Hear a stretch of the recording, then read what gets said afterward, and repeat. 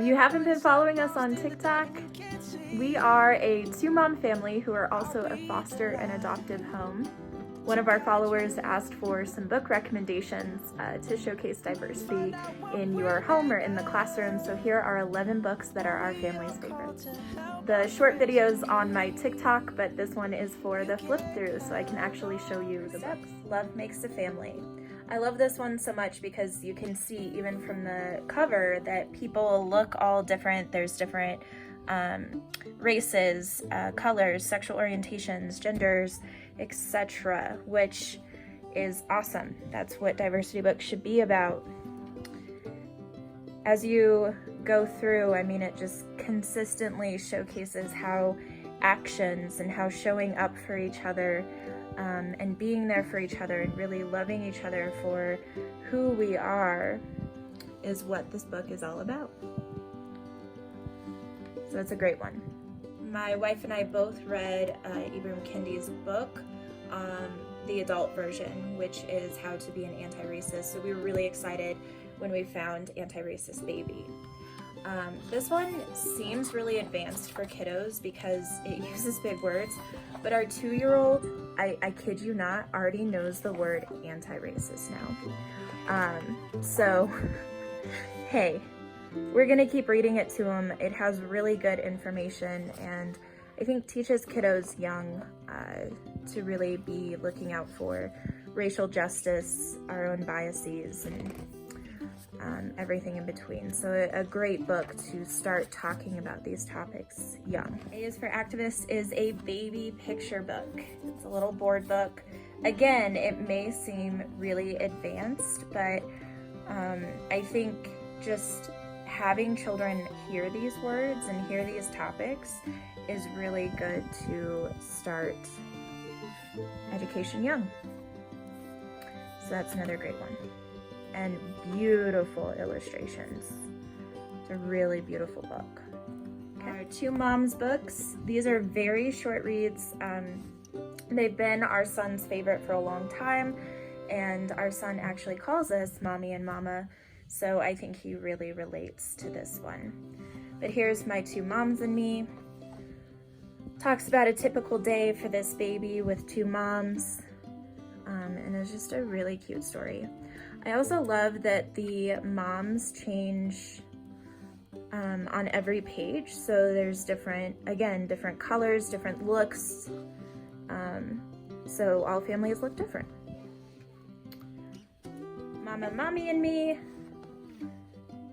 It's a rhyming book, which is really good for young kiddos' development and is probably another reason why it's one of our son's favorites. So really cute, really short, great nighttime read. True story about two male penguins who the zookeepers kept finding were wanting to hang out with each other instead of what typically happens where, you know, male and female penguins find each other, they have babies, da-da-da-da-da. There was an orphaned egg and these two raised this baby as little penguin fathers. So super cute book, really touching, and I think especially touching because it's a true story. I think also because it's penguins makes it much more approachable for people who may be a little bit resistant to the topic of LGBT+. So high recommend for this. Two books that not only talk about adoption, but also showcase adoption and having families that look different, whether it's different races, ethnicities, nationalities, whatever it may be. She's My Mama. We honestly haven't read this one a lot, but it's a good one. It's very similar to Love Makes a Family in the way that it talks about family or this mom being mom because of how they've become family and how much they do for each other and love each other and just are together. And so that's why she's my mama.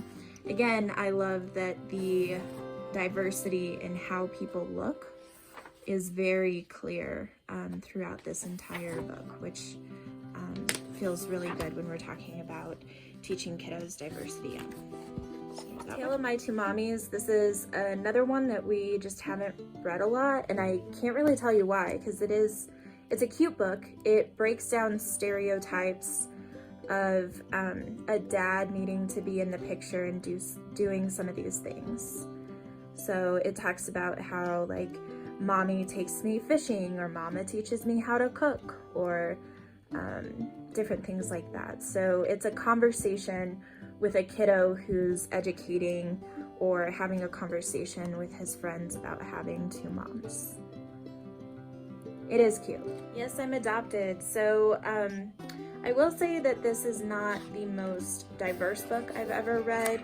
However, what I love about it is that it really takes a positive stance on adoption and teaching kiddos that although there's definitely tough things to work through, adoption is also a beautiful thing.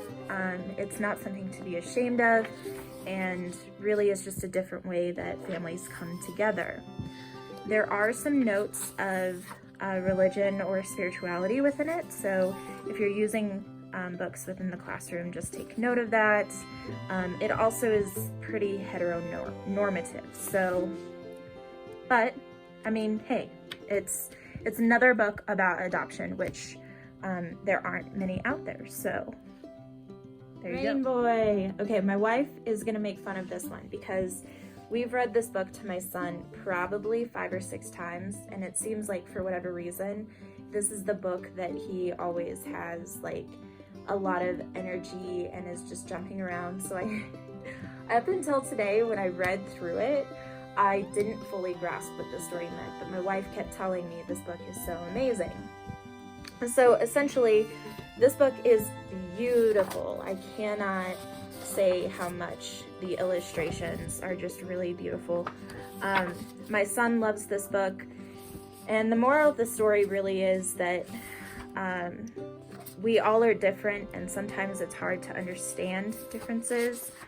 Like the rainbow has differences.